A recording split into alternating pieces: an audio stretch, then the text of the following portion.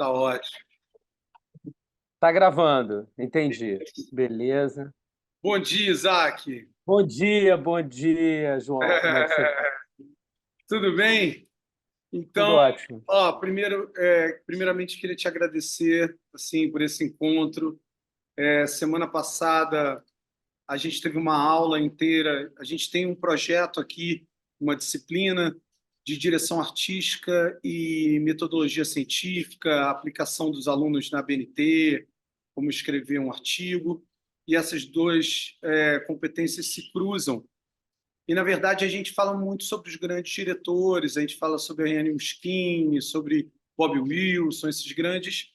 E, na verdade, a nossa escolha, eu estou aqui com a professora, a Carol Ficheira, Carolina Ficheira, que Legal. ela nessa área de metodologia e pesquisa. E a gente trouxe o Sotigui ao invés do Peter Brook, ou junto com o Peter Brook. Na verdade, a gente veio representar o Peter Brook através do Sotigui. Na verdade, a gente. Acho que ele travou para mim. Travou? Travou, né? Será que caiu? Oi.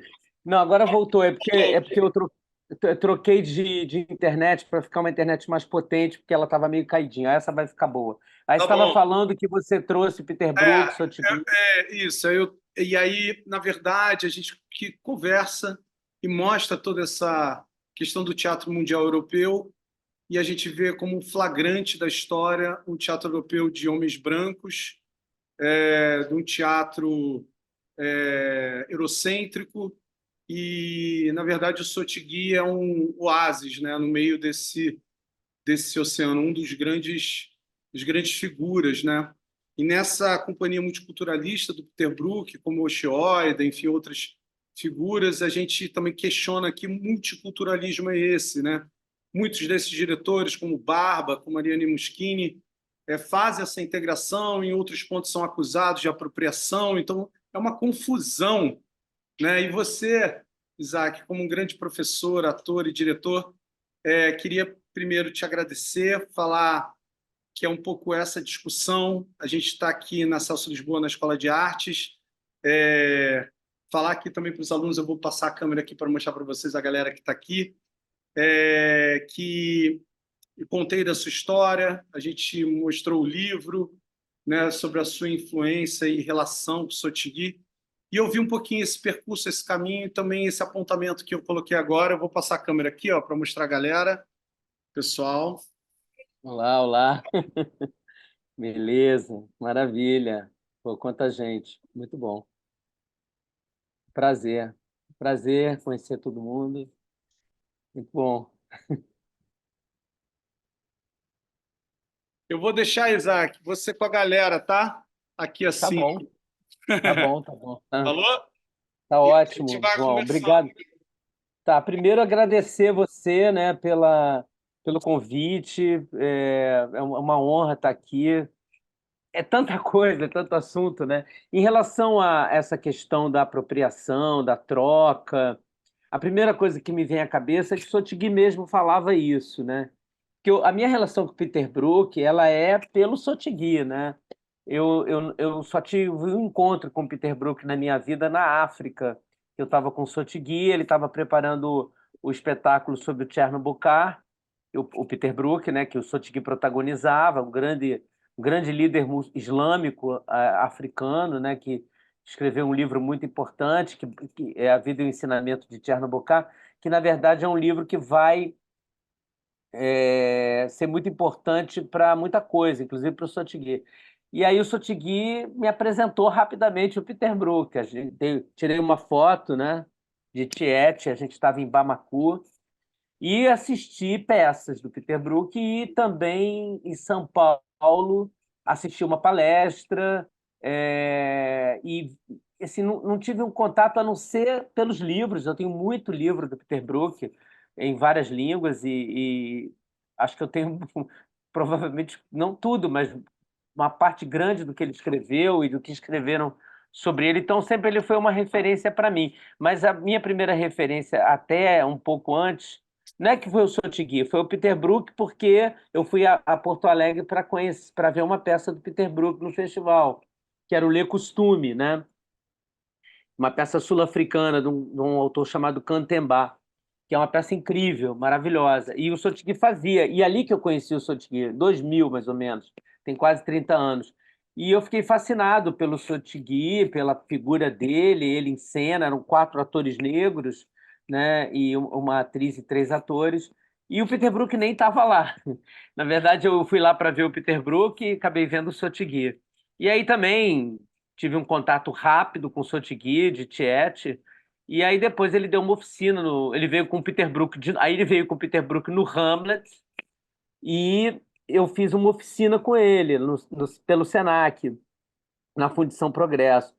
Aí a partir daí a coisa começou a caminhar, e aí a gente trouxe ele para fazer uma oficina na Unirio de 10 dias, que foi incrível, 6 horas por dia, bem diversa, assim, no sentido tinha palhaços, professores, artistas, tinha grupos, tinha o pessoal do Anônimo, tinha o pessoal do Pedras, tinha, sei lá, o Guti Fraga, do Nós do Morro, Sérgio Lorosa, tinha 40 pessoas, né, de várias, até Letícia Spiller, né, uma atriz global, né, e tudo mais.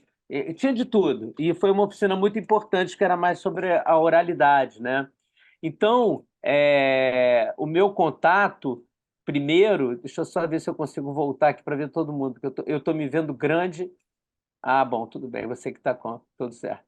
Porque eu não estou vendo mais ninguém, só estou me vendo. Eu quero mais é ver vocês. Espera aí, deixa eu. Mas acho que é você que está controlando aí, né? Provavelmente. Bom, que eu estou olhando para mim, é muito chato ficar me olhando. Eu não estou conseguindo ver todo mundo. Peraí. Deixa eu ver se aqui não. Ah, acho que eu tenho que. Peraí. Ah, agora ficou bom. Eu não preciso me ver grande, eu quero ver vocês. É, Então, essa oficina deu origem a uma viagem junto com outros amigos para a África, né? Isso foi em 2003. Ele nos convidou, a gente foi para Bamako e para Burkina e Mali, né? Que é o berço dessa civilização toda do griot. São dois países que faziam parte do Império Mandeng, né?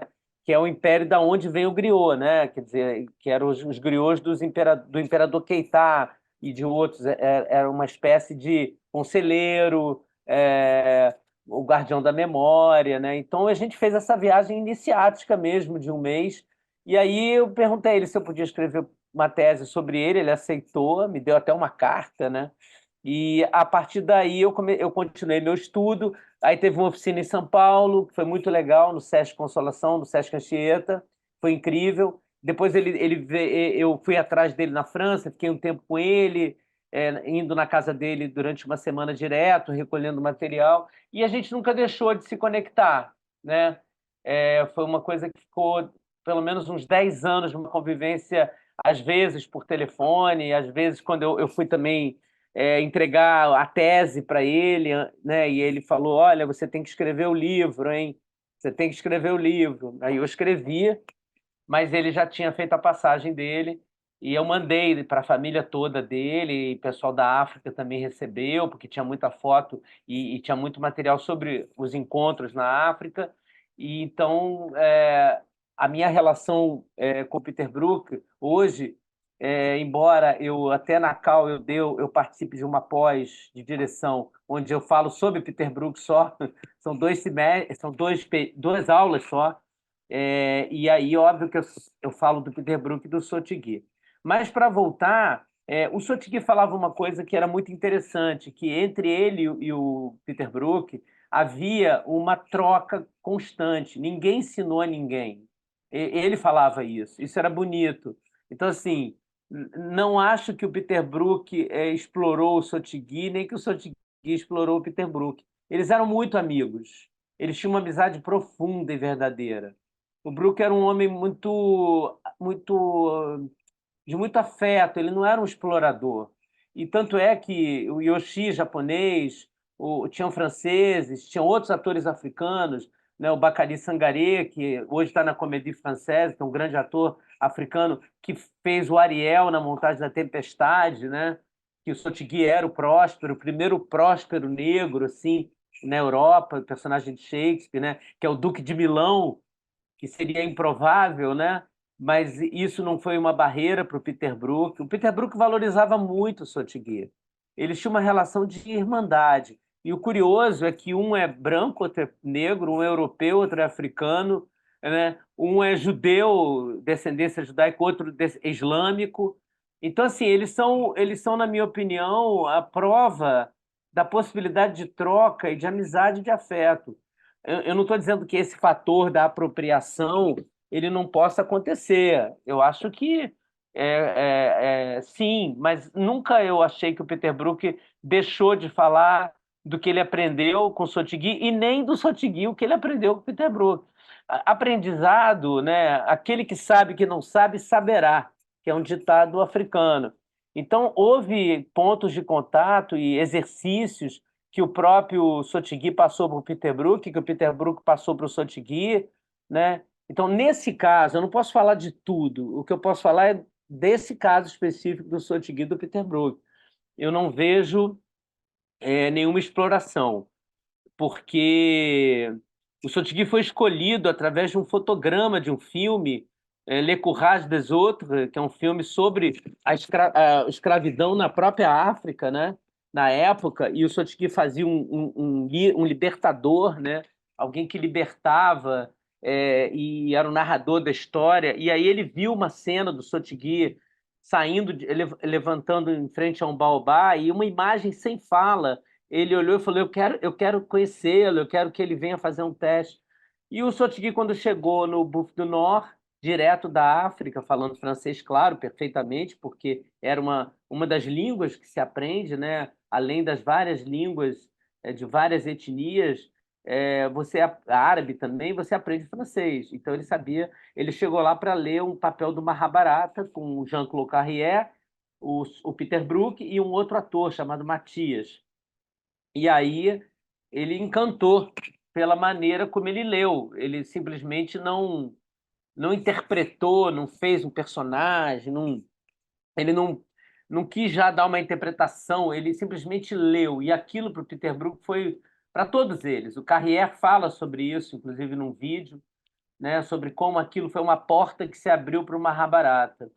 Então, assim, eu acho que o Brook ele era muito inteligente, então ele se cercou de mestres, né? O Yoshi, Sotigui, o Bruce, outros mestres de percussão, ele não tinha, eu acho que uma vontade de exploração, uma visão minha, né? Eu acho que a Riane tem uma coisa muito semelhante. Eu não estudo tanto a Riane, acho até que se vocês quiserem falar sobre a Riane, tem, tem duas pessoas que eu acho que poderiam falar muito bem, que é a Ana Ascar, da Unirio, e o Vacari, né, do Sesgran Rio.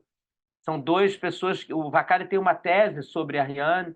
A Ana participou já várias vezes lá, inclusive do último espetáculo, conhece bem. Tem a Fabiana Meli Souza, que ficou 10 anos no Soleil. São pessoas que podem falar, né? Falar do que é a relação com a Rihanna. E ela é uma pessoa que você vai ver as peças dela, tem gente do mundo inteiro, tem afegão, tem japonês, tem brasileiro, né? Então, não sei, eu acho que esse multiculturalismo, ele, dependendo de como ele é utilizado, de como ele é vivido, ele pode ser muito importante para o desenvolvimento do teatro, e não só do teatro, dos encontros. Tem um livro que eu recomendo para vocês, se me permitem, que chama-se Paralelos e Paradoxos, que é um livro do encontro entre o maestro Barenboim e do Eduardo Said.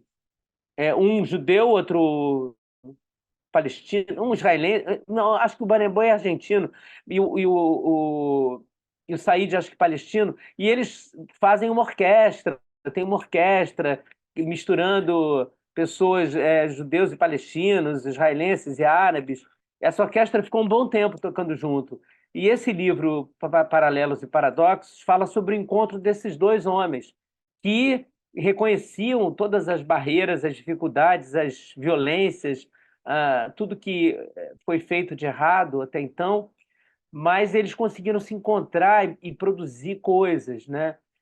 Bom, eu só estou falando sobre isso porque vocês falaram sobre o multiculturalismo, mas eu acho que eu poderia, talvez seja mais interessante, não sei, vocês perguntarem coisas, porque senão eu vou ficar falando aqui horas, e eu acho que pode ser um pouco chato, né? Porque muitas das coisas estão no livro, estão na tese, algumas outras são conversas que ficam na memória, tradição oral, né, que não está em lugar nenhum, que às vezes é mais rico até do que o que está escrito. Então, eu não sei, a primeira coisa que você falou sobre o multiculturalismo, sobre apropriação, eu até posso falar uma coisinha sobre isso que é curiosa. Por exemplo, aqui no Brasil, o Sotigui falava que griot é só quem é filho de griot, né? É uma dinastia. Você não vira griot, você nasce griot. Isso ele dizia. Então, é uma questão, porque o termo, né, ele significa até alguém que serve o outro, no sentido de cuidar do outro, não no sentido serviçal, no sentido que a gente conhece aqui. É alguém que serve a sociedade, né, o sangue, porque griot é jeli, essa palavra que significa sangue. É o sangue que corre na sociedade, que alimenta a sociedade. O griot é isso. E eu, por exemplo, jamais serei um griot e nem pretendo e nem sou. Eu sou alguém que teve contato com um grande griot que me adotou como filho. Eu o considero um pai e aprendi muita coisa com ele, mas a fala é dele. Eu não tenho, eu apenas transmito coisas que ele passou para gente e que vão se juntando com coisas que a vida vai me ensinando, né, através de outras leituras e tudo mais. Mas ele dizia isso, e a gente hoje aqui, a gente tem muita gente se dizendo griot. Eu não tenho a menor questão, a menor vontade de criticar e de julgar isso. Isso é um processo até natural que aconteceu. A palavra foi apropriada, uma palavra que não pertence ao nosso, ao Brasil no sentido, é uma palavra que vem nem é africana, né? A palavra africana é djeli. Griot já é uma coisa portuguesada, tem 1000 teorias sobre o termo griot, né? Ele é usado na França, lá são os djelis, né? E eles também se falam griots porque acabou virando a grande palavra. Mas, assim, ele questionava isso, ele dizia, olha, existem várias funções semelhantes no mundo inteiro. As pessoas trabalham com ervas, as pessoas trabalham, os quilombolas, os ribeirinhos, os australianos, os aborígenes, os indígenas, todos têm uma figura que tem a ver com griot, um pajé, no caso dos indígenas, ou um grande mestre, né? E são funções semelhantes, mas não têm a mesma história.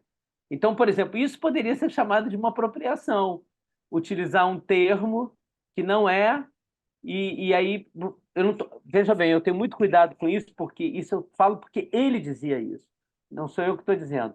Mas me parece hoje que isso não tem volta, e é isso, a gente agora tem os griots brasileiros, né? É importante que eles digam isso, talvez também, né? Que o griot, a origem dessa palavra, a origem do griot, ela tem a ver com uma dinastia, né? E são vários griots, por exemplo, os cuiatês são os griots dos Keita, então são os griots iniciáticos, talvez que tenham uma função histórica de como começou tudo, né? Então eles guardam, o cuiatê significa há um segredo entre nós, entre os Keita, que eram os nobres, e os griots cuiatês, né?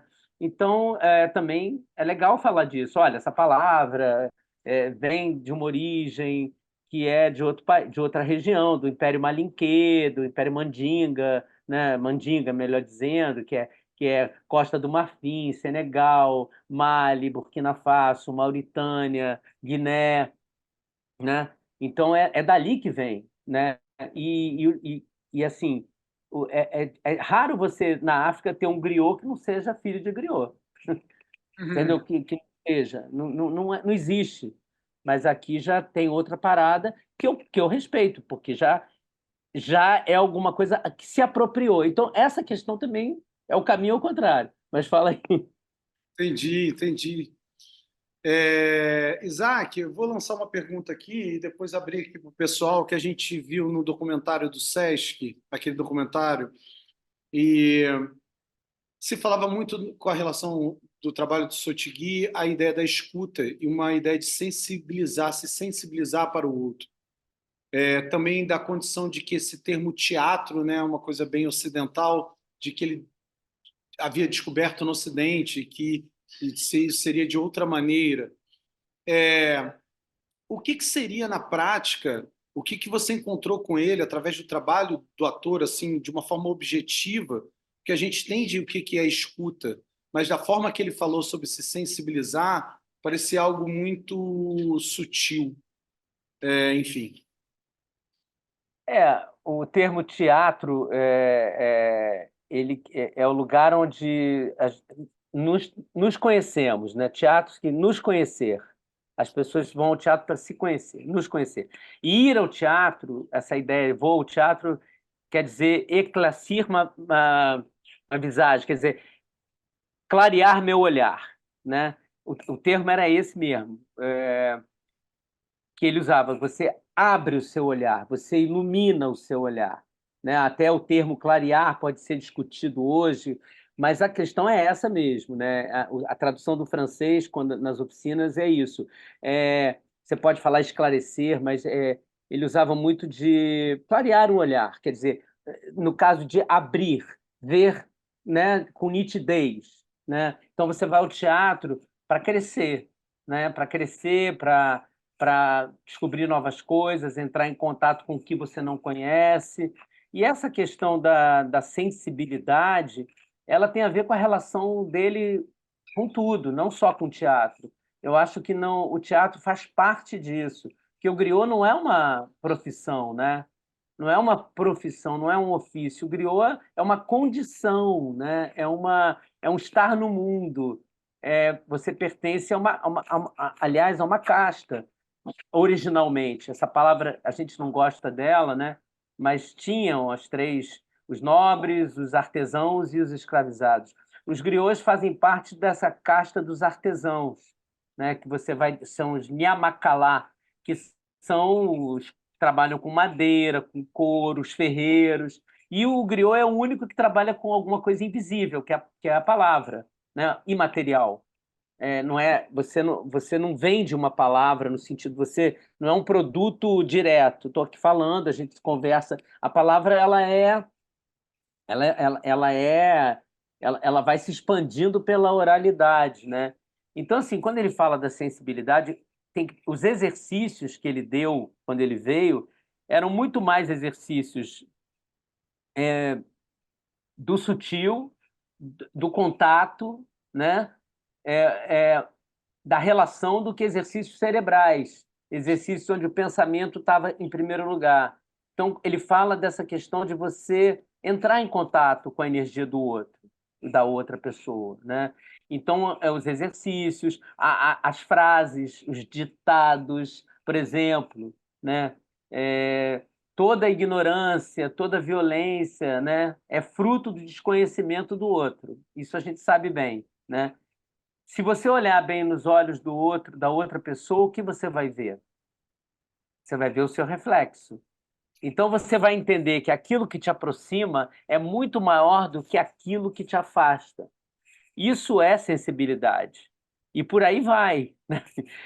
Você vai ter, por exemplo, uma frase, um ditado que foi o primeiro que me marcou na primeira oficina, que eu acho que autorizou todos nós. Essa palavra nem é muito boa, mas de alguma maneira, sempre que você faz uma oficina, um curso, às vezes os mestres, os professores, e aí eu posso falar porque eu também sou professor, é, os diretores, às vezes, criam uma relação de poder, né? Uma relação de saber as coisas mais do que o aluno, né? De deter o conhecimento. E, às vezes, os alunos ou os discípulos ficam inibidos com essa condição. Eles não se sentem livres, porque ficam com medo do julgamento. Então, a primeira coisa que ele falou libera a gente. ninguém pode te dar aquilo que já não está em você. Então, quando a gente ouviu essa frase, ele disse para a gente o seguinte: olha, eu não estou aqui para fazer a cabeça de ninguém e para dizer que vocês têm que fazer isso ou aquilo. Vocês têm uma potência, cada um tem sua potência, né? E isso é o que faz você ser forte no mundo. E a segunda frase, quando você não souber para onde ir, lembre-se de onde você veio e você nunca estará perdido. A gente hoje tem momentos que a gente se perde muito pelo mundo que a gente vive, né? Momentos de depressão, de desengano, de tristeza.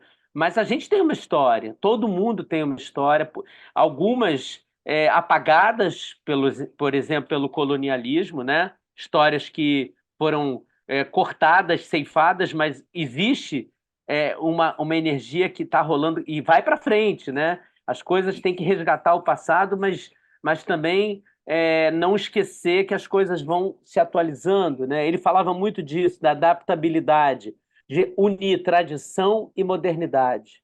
Essas duas coisas não precisam estar separadas. A tradição é muito. Não essa tradição careta, conservadora, é, que quer julgar as pessoas, que proíbe livros, né? Como um livro maravilhoso, esse livro que foi proibido lá no Sul, que eu li, que é incrível, é da Pele, né? Que eu não estou conseguindo me lembrar do nome agora, mas eu tenho ele aqui. É, então, assim, eu acho que a questão da sensibilidade tem a ver com a escuta, tem a ver com o reconhecimento do outro, e principalmente, ele dizia: você não deve apresentar o seu discípulo, seu aluno, como seu aluno, mas sim como meu mestre, porque você aprende quando você. Isso não é uma coisa da boca para fora. Nesses 30 anos, eu tenho aprendido tanto, e cada dia, em cada aula, alguma coisa nova aparece que eu nunca tinha pensado e mexe com coisas que você já tinha certezas absolutas, e depois você começa a ver que não é bem assim. A gente está nesse mundo em ebulição, e ele era considerado um griot moderno, né? Que tem o griot. E os filhos dele, por exemplo, o Hassani Kouyaté, o Dani Kouyaté, são griots pós-modernos. Já tem outra relação também, eles já mexem, obviamente, que um é de Sorbonne, outro é diretor de cinema, né? E o Hassani até acho que vem ao Brasil por agora. E ele é um grande mestre, grande, grande griot, grande mestre, uma pessoa maravilhosa. Eu não sei se eu estou respondendo, porque essa questão da sensibilidade, ela não é uma coisa, ela está no primeiro plano. A gente se sentia à vontade. E outra coisa, não separar a vida da arte. Não existe uma separação. Ah, agora eu sou ator, agora eu sou um ser humano, eu sou uma... Não, você o tempo todo está junto, né? Você está sempre junto com você. Então ele mostrou isso para gente, né? Não separem a vida da arte. E eu acho que isso é uma boa coisa. Bem bacana. Alguém quer fazer uma pergunta? É, a gente tem o Zé Antônio, Rubens e o Jason. Tem o pessoal aqui da sala. Quem quiser perguntar, vamos nessa. Na verdade, a minha já foi respondida, né? Tá aí no chat. Ah, gente, eu, não, eu sou péssimo de olhar o chat, porque eu não consigo falar. Peraí, eu acho que você me Foi sutil. muita coincidência a pergunta. Ah, sim. Antes de você falar, eu já tinha feito a pergunta. Ah, tá ótimo. Olha, gente, o chat, eu não consigo falar e olhar o chat ao mesmo tempo. Mas eu vou tentar, tá? Eu não olho, aí às vezes eu papo mosca aqui, mas eu já li o que você falou e acho que. Ah, você é do, Eu do posso Sul, né? até falar, eu posso até falar aqui a pergunta. Primeiro eu Aham, coloquei que eu sou do DAD, da URGS, aqui de Porto Alegre, né? aham. E eu, particularmente, percebo em Sotigui uma vivência plena da sensibilidade, principalmente por ser um homem negro. E como se sabe, o negro, até hoje, muitas vezes é visto pela sociedade como um ser desprovido de sensibilidade.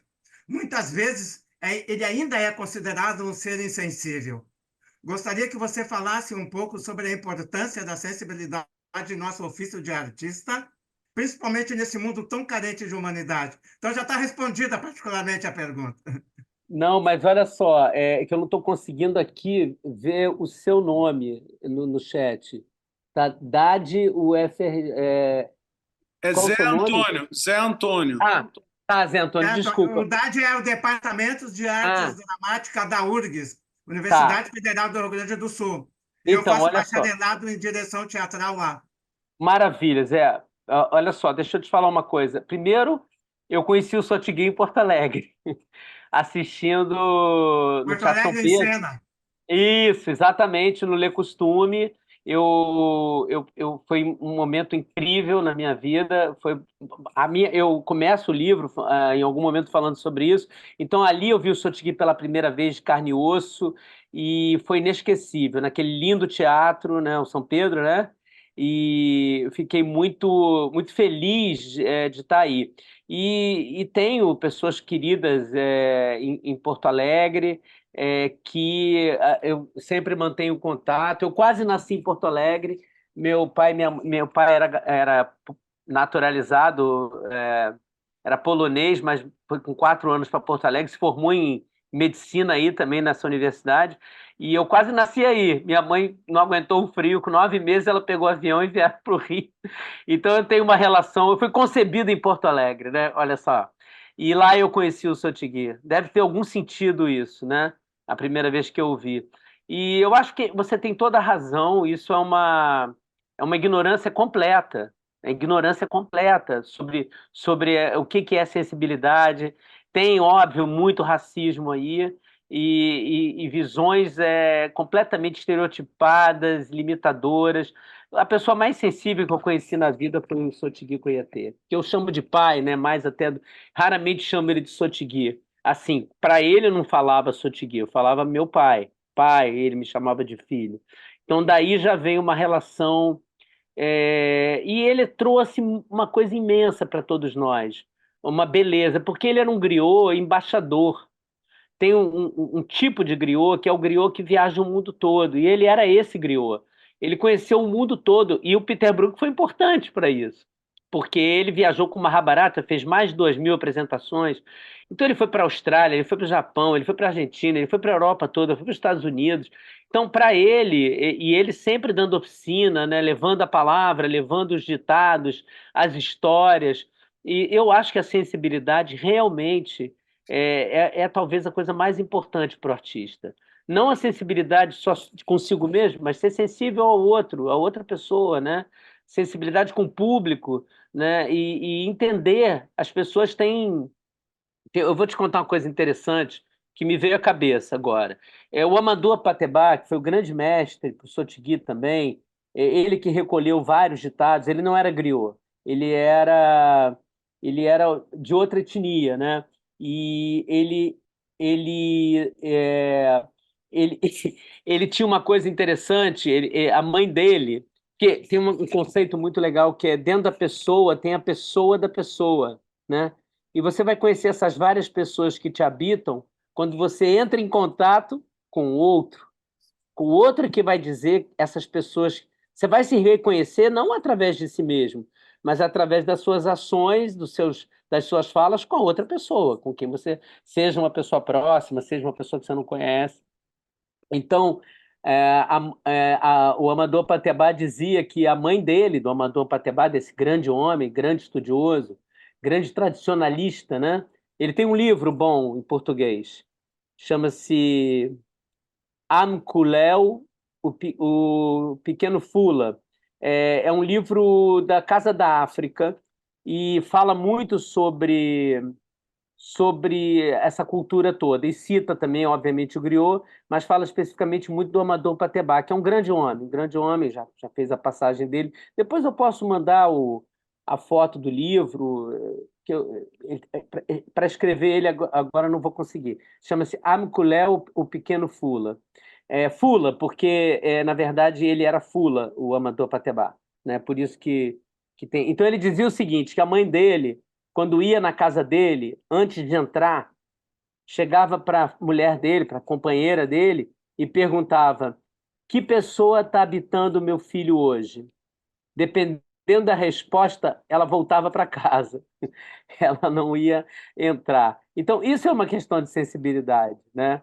É você saber que as pessoas têm seus dias, você tem que respeitar os limites, saber lidar, né? Então, e o artista precisa saber lidar com muita coisa. Ele tem que saber lidar com uma equipe, né? Que dirige com uma equipe de criação, com os atores, com os técnicos, com o público, né? E os atores também, as atrizes, né? Com toda essa. Então, a gente depende muito disso. O ambiente escolar, de aula, acadêmico, também é a mesma coisa. Respeito mútuo entre alunos e professores, entre alunos, entre professores, entre os funcionários, que às vezes são muito esquecidos nas instituições, né? Eles são muito importantes, os profissionais da limpeza, os profissionais que cuidam da manutenção, e às vezes as pessoas não cumprimentam, não dão bom dia, né? Então, essa questão da sensibilidade passa por aí. Eu não sei, Zé, se eu te respondi totalmente, mas é um pouco isso que eu penso.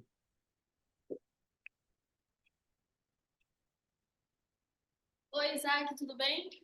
Oi, tudo. Meu nome é Milena, quero fazer uma pergunta para você. Não sei se eu posso ter me perdido nas informações também com relação ao que eu vou falar agora. Mas, enfim, a gente sabe, né, que o Sotigui tem essa... É um griot, né? Tem essa coisa da tradição dele ser o contador de histórias.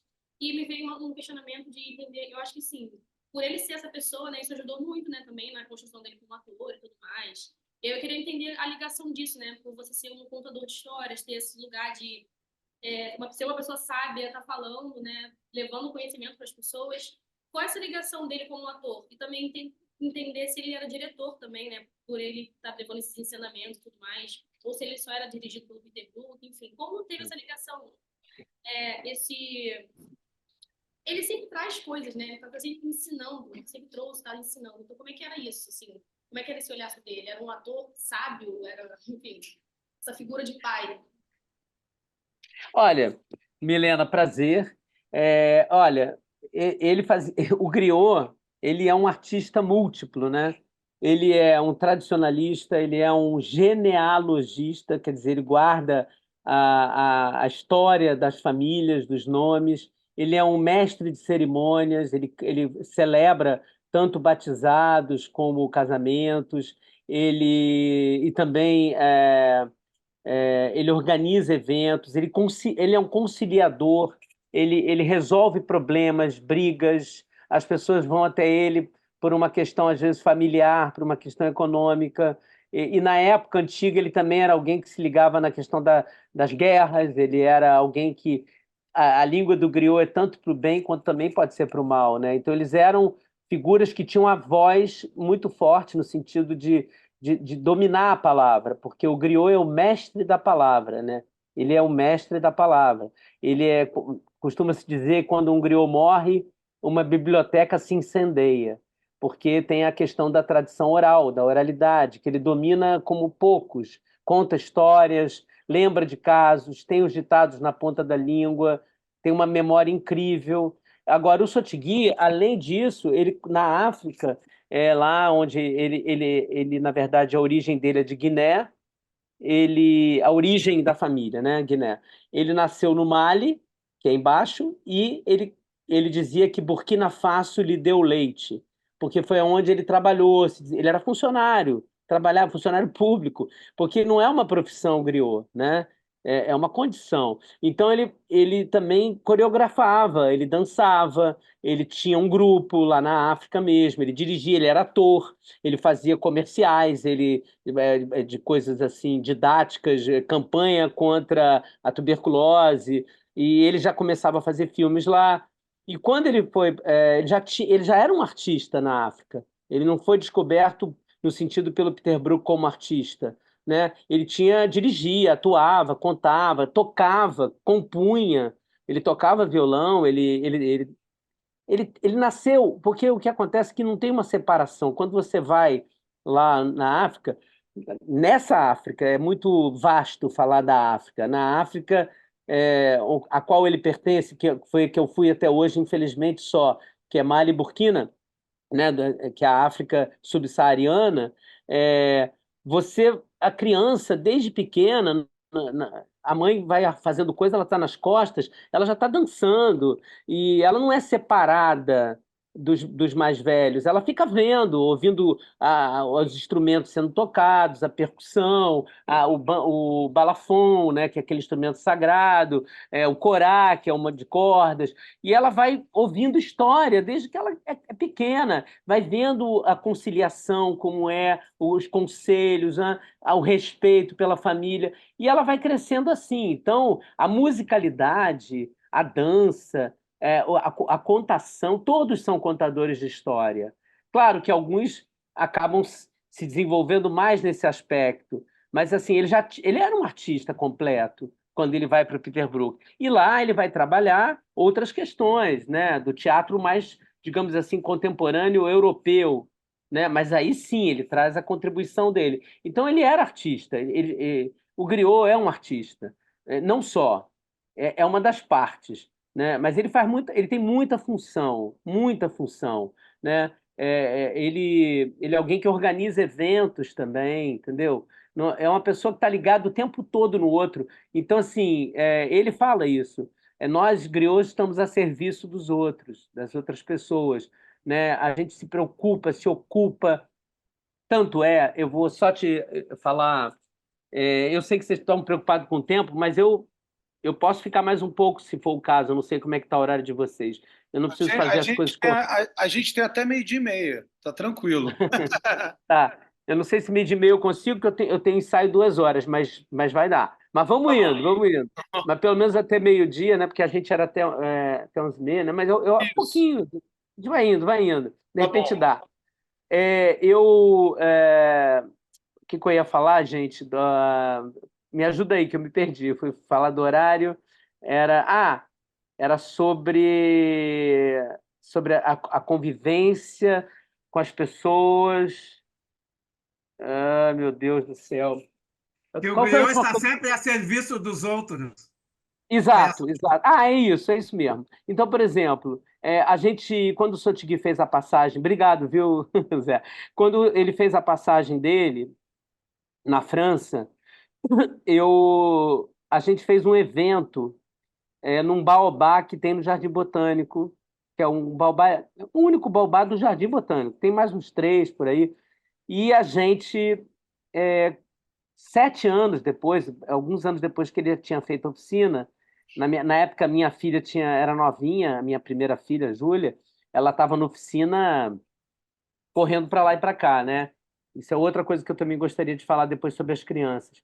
E a gente marcou para fazer uma griotagem, uma brincadeira, não é uma griotagem, uma luange, uma cerimônia do nosso jeito, para estar junto, né? Porque a gente ficou muito triste quando ele foi embora. E na oficina grande, que era a oficina que a gente deu na Unirio, que ele deu em 2003, a gente está falando de 2010, 7 anos depois, né? Ele faleceu em 2010. Eu mandei mensagem para todo mundo, falei, olha, a gente vai se encontrar no Baobá, o Sotigui está sendo enterrado agora na África, não sei o quê. E aí a gente foi. Eu mandei mensagem para todo mundo, das 40 pessoas, quase 30 foram. Você imagina o que é isso? 7 anos depois. E a minha filha apareceu lá. A minha filha já tinha. Ela é de 90, ela tinha 20 anos, né? Ela já fazia teatro, já estava começando cada vez mais, a Júlia Bernard. E aí, cada um falou alguma coisa sobre ele, né? Lembranças. E cada um tinha uma história sobre o Sotigui. Era incrível. Todo mundo, porque ele tinha momentos em que as pessoas iam até ele, conversavam. Às vezes ele marcava encontros que a gente nem sabia que ele marcava, porque ele ficou na casa de uma amiga nossa, que ficou só para ele, e ele marcava encontros para falar com as pessoas. E isso era muito da maneira como ele se preocupava com as pessoas. Então, a minha filha falou assim, que ele chegou para mim, eu não me lembrava disso, né? Falou assim, você vai ser atriz que nem seu pai e sua mãe, porque a mãe da Júlia é a Soraya Ravendi, né? Que é uma atriz. E, e ela, na época, queria fazer outra coisa. Queria fazer relações internacionais, ela não estava nem aí. Não, nem queria, ela tinha 10 anos, imagina, ela nem sabia o que ela queria. Aí ela chegou e falou assim: não, eu não, traduziram para ela, né? Hoje ela fala francês muito bem. Ela falou, eu não, eu não. Aí ele olhou para a cara dela e só fez assim, vai sim. Ele já sabia, né? Isso é sensibilidade. Ele conseguiu ver nela uma futura atriz. Porque filho de ator e atriz, às vezes, enjoa. Que o pai não está em casa, a mãe não está em casa, pô, e vai ao teatro toda hora, é ensaio, né? A vida da gente tem essa coisa, né? Então, assim, eu acho que essa questão da sensibilidade dele também, ele era uma coisa inerente à figura dele. Ele era um homem do amor, né? Do carinho, do afeto, do cuidado. Essa palavra cuidado, na minha opinião, ela casa muito bem com quem ele era. Bom, não sei se eu te respondi, Milena. Às vezes eu dou umas voltas. Respondeu sim, obrigada. Nada. É, Gabriele, aqui a gente chama ela de Gabi, eu nunca sei se é Olá. Gabriela ou Gabriele. Olá. Eu queria fazer uma pergunta, porque você fala bastante sobre a sensibilidade dele, e no documentário também a gente viu muito sobre a escuta, e a gente aprende aqui muito a desenvolver nossos métodos e o que funciona para a gente a partir desses grandes mestres. E a minha pergunta é como desenvolver essa escuta a partir desses nossos treinamentos, dicas, enfim, de como desenvolver essa escuta, esse estado mais presente em cena, trazendo isso para o ator mesmo. É, essa palavra escuta e presença são duas palavras enigmáticas, né? Muito se fala sobre isso e cada um pode falar de um lugar, né? Eu acho que é difícil generalizar essa palavra, as duas, né? Que são muito, fazem parte muito do nosso vocabulário. E quando a gente tem que escrever sobre isso, a gente tem que dizer da onde a gente está falando isso e, né, por que que nós estamos usando. Porque eu acho que não tem uma definição exata do que seja escuta e do que seja presença. Eu acredito que para ele, né, pelo que eu vivi com ele, a questão da presença era tá aberto ao jogo, tá aberto a conhecer o que você não conhece, a se permitir sair do lugar de conforto no sentido é, de de entrar numa outra cultura, porque na verdade é isso, né? O griot, ele é uma cultura completamente diversa da nossa. Não é, é muito diferente. A vida lá, nesse lugar que eu fui, hoje já deve estar muito mais diferente. Também é difícil falar sobre, as coisas não ficam paradas no tempo. Mas, por exemplo, o teatro Cotebá, né, que é o escargot, que é o teatro clássico africano dessa região. É um caracol, né? Eles chamam o escargot, que é um caracol, um grande caracol. Então, na primeira fila ficam as crianças, no primeiro círculo, no segundo são as mulheres, no terceiro são os homens. Isso é uma coisa da cultura, né? Dessa cultura. Se a gente fizesse isso aqui, não teria nada a ver. A gente não tem essa relação, a gente, né, é diferente, né? Então, assim, eu acho que a questão da presença tem a ver, no caso, com estar aberto para ouvir coisas de outros lugares, para ampliar o seu olhar. No caso, né, éclaircir ma vision, né, clarear o meu olhar, abrir mesmo. E a questão da escuta, eu acho que passa muito pelo corpo, pelo invisível. O Jean-Claude Carrière, que é o roteirista do Mahabharata, do Buñuel, e que era muito amigo do Peter Brook, ele faleceu há pouco tempo, ele dizia que o Sotigui conseguia fazer a passagem do mundo invisível para o mundo visível, né? Então, eu acho que a escuta tem a ver com isso. Nem tudo é visível, né? Nem tudo é apalpável, nem tudo é concreto. Então, quando você está em cena com outra pessoa, acontecem coisas que não aparecem, mas estão ali. Os medos, né? As inseguranças, os desejos, né? Coisas que você não consegue pescar de cara, mas eles estão ali. Então, essa escuta fina talvez seja a que mais interesse, né? Não a escuta só de visual, né? A gente é muito visual, cada vez mais, tela de computador, tela de celular, mas tem uma escuta que não é visual, né? Que às vezes até ela é da pele, às vezes ela é do olhar, do silêncio, né?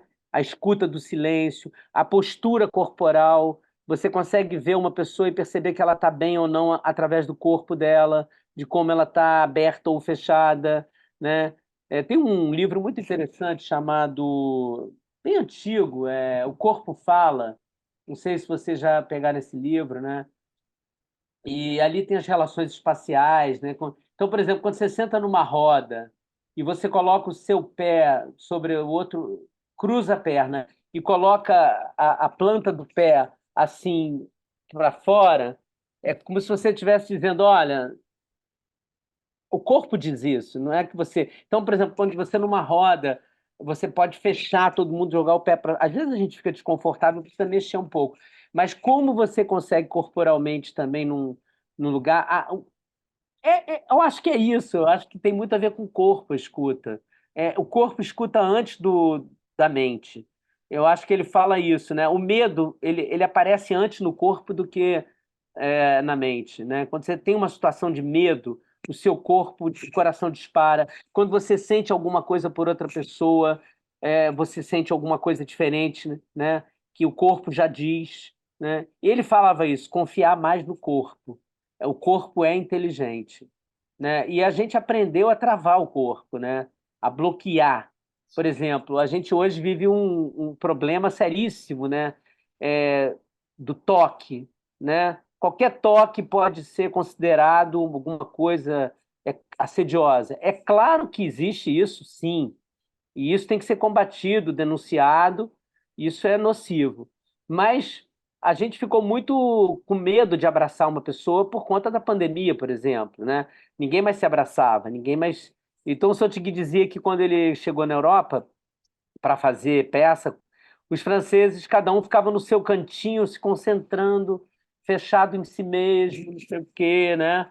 E ele não entendia isso, porque na África existia já o começo do começo, que é antes da peça começar, ela já tinha começado.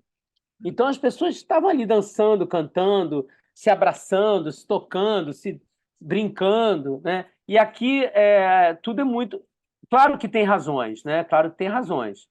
Eu não estou tirando a força, e hoje você tem nos seriados, nas minisséries, você tem um negócio de compliance, né? Você aprende a se comportar dignamente numa produção. Isso é uma coisa. Mas eu acho que a gente foi perdendo a inteligência do corpo, sabe? A gente foi travando. Isso para um artista é muito ruim, né? O artista ele tem que ter o corpo livre, livre para se exprimir. E isso tem a ver com a voz. E se você trava o corpo, a voz trava junto, né? E a emoção também.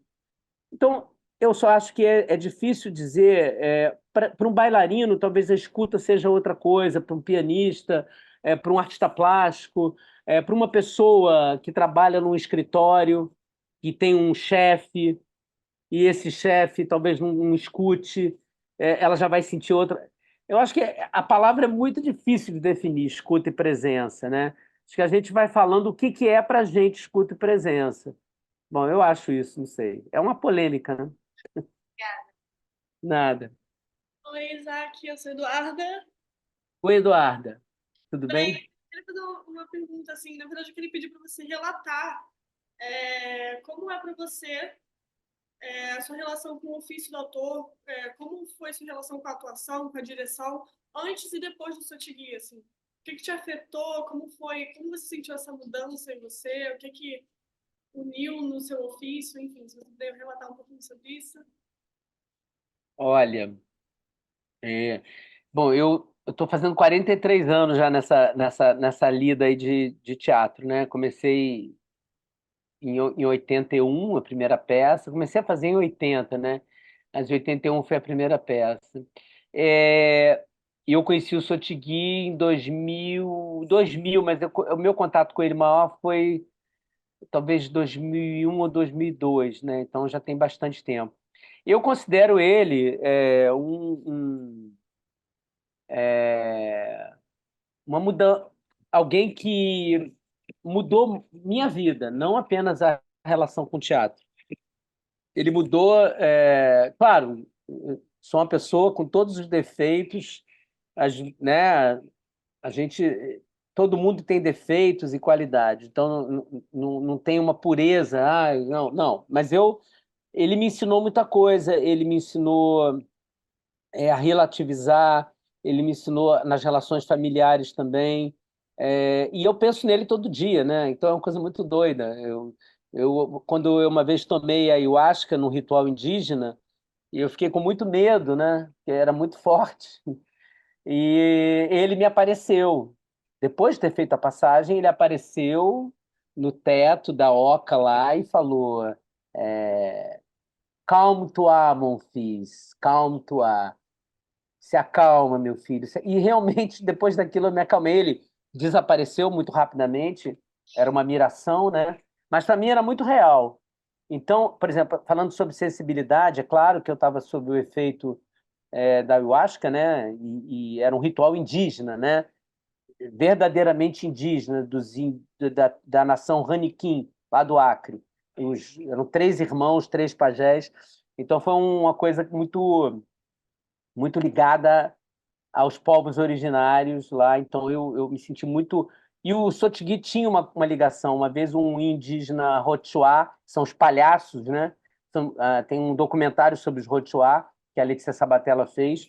Ele participou de um encontro que a gente teve do Anjos do Picadeiro, e o Sotigui teve um contato com esse indígena, Rotuá, e foi incrível, foi a coisa mais linda do mundo. Isso deve estar descrito em algum lugar pelos Anjos do Picadeiro. É, Agora, eu acho que a gente tem mestres, né? Então, o Sotigui é meu grande mestre.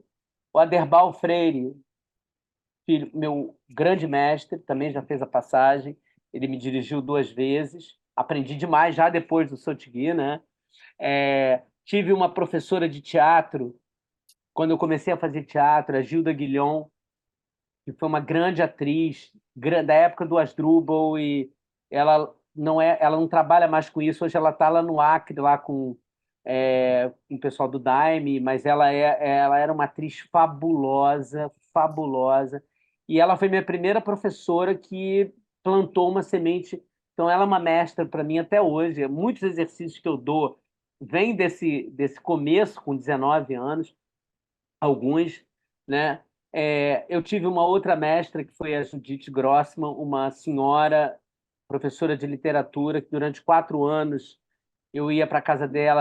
Ela estava de cama há anos, e eu lia para ela, porque ela não conseguia mais ler, e ela era uma mestra total de literatura. Então eu lia Shakespeare, lia Jorge Lima, né? E ela me falava sobre isso. Então eu fiquei anos com ela ali. Então, eu acho que a gente vai acumulando mestres, não é um mestre só. Agora, é claro que a nível de teatro, naquele momento, para o professor foi um salto, para o ator, acredito também, de alguma maneira, e para o diretor, eu acho que é a mesma coisa. Eu acho que as 3 instâncias, elas estão ligadas, né? Eu acho que você aprende muito dirigindo, porque é bom para o ator e é bom para o professor. Eu não consigo separar muito essas 3 coisas, sabe? É, Nesse momento eu tenho dirigido muito mais do que atuado, né? A última coisa que eu fiz como ator em teatro foi Pá de Cal, do Joe Bilac, que é uma peça que eu adorei fazer, mas a gente já tem um tempo que não faz. Eu tenho feito algumas coisas em TV, parte de streaming, não sei o quê, mas estou dirigindo mais do que atuando e dando aula, dando oficina, né? Mas o Sotigui, ele acho que foi um marco mesmo, não só para mim, viu? Tem muita gente aí.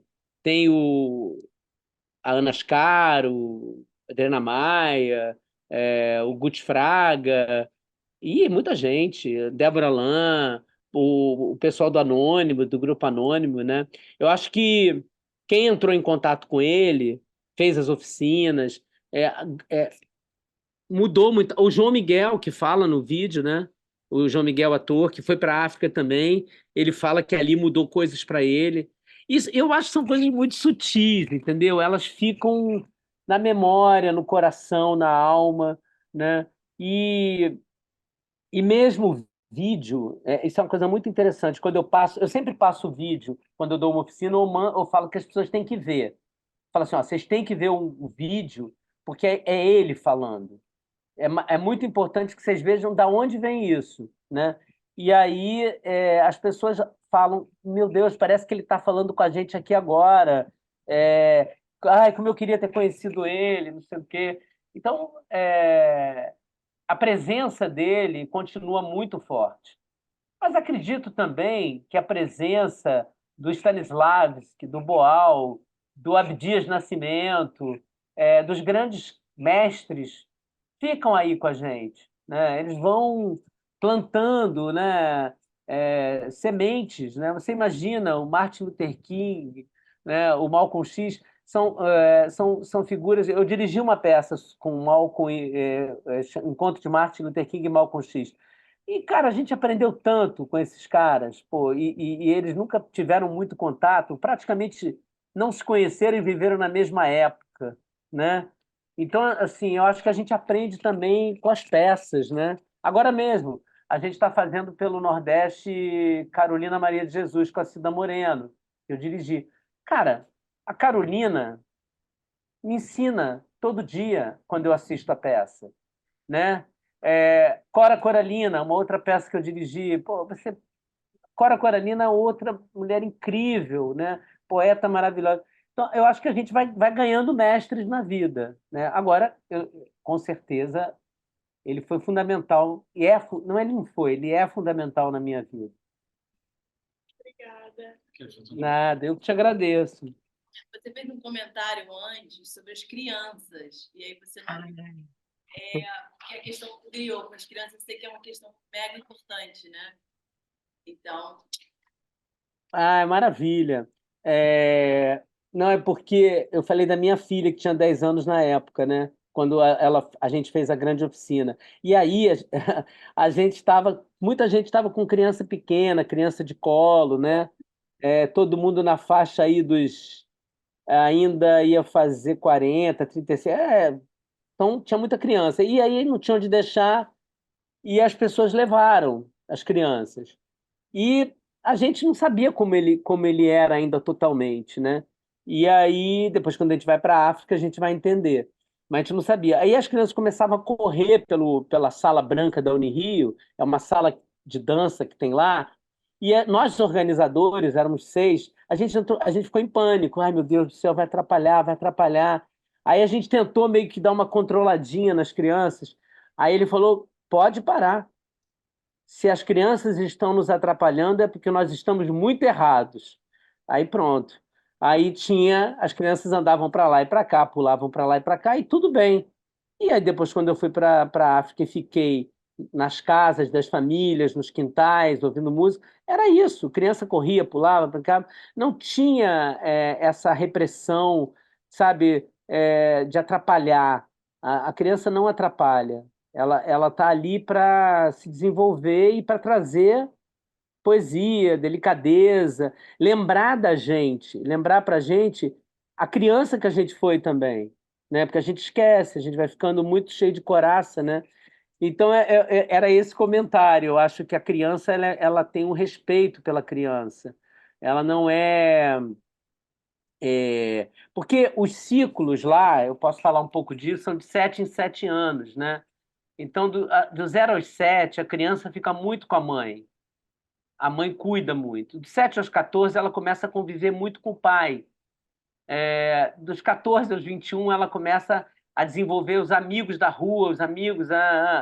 Dos 21 aos 42, ela se prepara, ela se trabalha, ela estuda, ela se desenvolve e, né, vira um ser humano consciente. Depois dos 42 é que ela vai ter o direito à palavra, a poder falar no sentido de ser ouvido por todos. Isso não quer dizer que não possa falar, mas e depois dos 67 ela faz o que ela quiser da vida, né? Ela passa o que ela aprendeu. Então é interessante essa coisa dos 7 anos, né? Então a criança ela tem os campos de iniciação, que eu não sei hoje se isso ainda continua, mas você vai para um lugar, principalmente os griots, para se desenvolver, para viver coisas não muito fáceis às vezes, né? E ele falava disso, do campo de iniciação. E às vezes no campo de iniciação, você tem que receber ordens de alguém mais novo do que você, entendeu? O que não é fácil. Então, uma criança mandar num adulto. Imagina, isso é completamente improvável na nossa sociedade. Mas é um treinamento de campo de iniciação que é muito restrito e eu confesso que eu não sei se isso continua ou como continua. É uma coisa muito secreta também, né? Mas ele falava disso. Então, eu acho que tem a ver o respeito pela criança, né? Por exemplo, a sociedade disse lá que você precisa de uma sociedade, toda uma sociedade para educar uma criança, toda uma comunidade educa uma criança.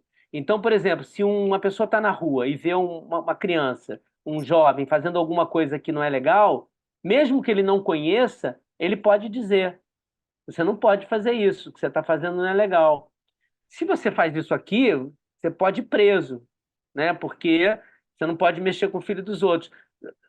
Claro, você não pode tocar, você não pode, né, fazer nada, mas é difícil dizer para uma criança que ela está fazendo alguma coisa que não é correta. Por exemplo, lá você tem a mãe e a mãe adotiva. Mesmo que a mãe exista a mãe de sangue, sempre tem uma mãe adotiva. E essa mãe adotiva tem tanto poder quanto a mãe de sangue. Ela pode chegar para. Porque se faltar a mãe de sangue, tem a mãe adotiva, né? Então ela pode chegar para a mãe, né? E falar assim: ó, a mãe adotiva pode falar: você está tratando muito mal do nosso filho. São coisas muito curiosas para gente, que a gente não imagina, né? Tem um livro que eu indico, chama-se O Espírito da Intimidade, que é um livro de uma africana falando sobre as relações familiares, e é um livro lindo. O nome dela tá na minha bibliografia. Deixa eu ver aqui que eu vou descobrir aqui. É que a memória, às vezes, eu já tive 3, 4 vezes Covid. Então, você imagina o que é isso, né? É o espírito da intimidade, mas tem que ver vou achar aqui. Mas, bom, eu não sei se eu respondi totalmente. Às vezes eu vou falando, Aqui é abrindo buraco. So Bonfu Somé, ensinamento Isso, tá? é isso aí. Se você puder É da passar, Odisseus, é da Odisseus. é um livro Aqui, muito ó, legal e ele é fácil. Isso, é ele mesmo. Esse livro, ele é muito bacana. Acho que vocês vão gostar de ler. tá bom. Mas, a gente está se aproximando aqui do meio-dia. Você falou dessa rede, né, que o Sotigui fez e teve esse encontro com os brasileiros e tal.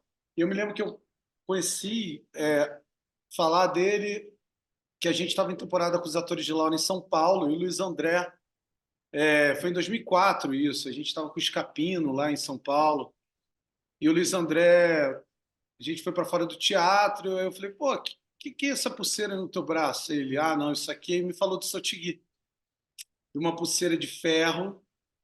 E aí ele falou com uma seriedade, eu brinquei com ele assim, aí eu comecei a ficar sério, ele foi me contando, sério, mas como assim? Aí ele foi me contando o Sotigui e tal. Então eu acho que foi 2004 isso, 2003, 2004. E aí ele É, falou da revelação dele, e o Luiz André, eu me lembro que na época tinha engordado, tinha uma disfunção metabólica muito forte, ele ganhou 60 quilos ou 50 quilos, não, André?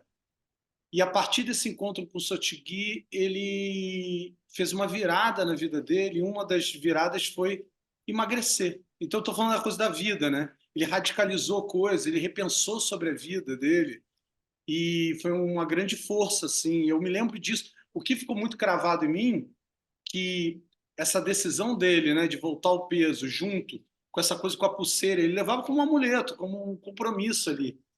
Então, olha que coisa engraçada. O Sotigui veio para mim pela primeira vez de um colega numa questão pessoal de vida, né? De é. vida, né? Não no teatro. A gente estava em temporada lá, enfim. Olha, o Luiz André, ele fez essa oficina dos 10 dias, porque ele é do Pedras, né? Então, tinha a Marina, a Helena, não sei se a Ana Paula também Adriana, estava. Adriana, É. Adriana Schneider, com certeza. E o Luiz André teve uma relação muito bacana com o Sotigui. Ele fez um rap para o Sotigui. Eu tenho isso guardado em algum lugar. Então ele escreveu e cantou para o Sotigui, falou, e era. Ele deve ter isso guardado, mas eu tenho aqui numa papelada.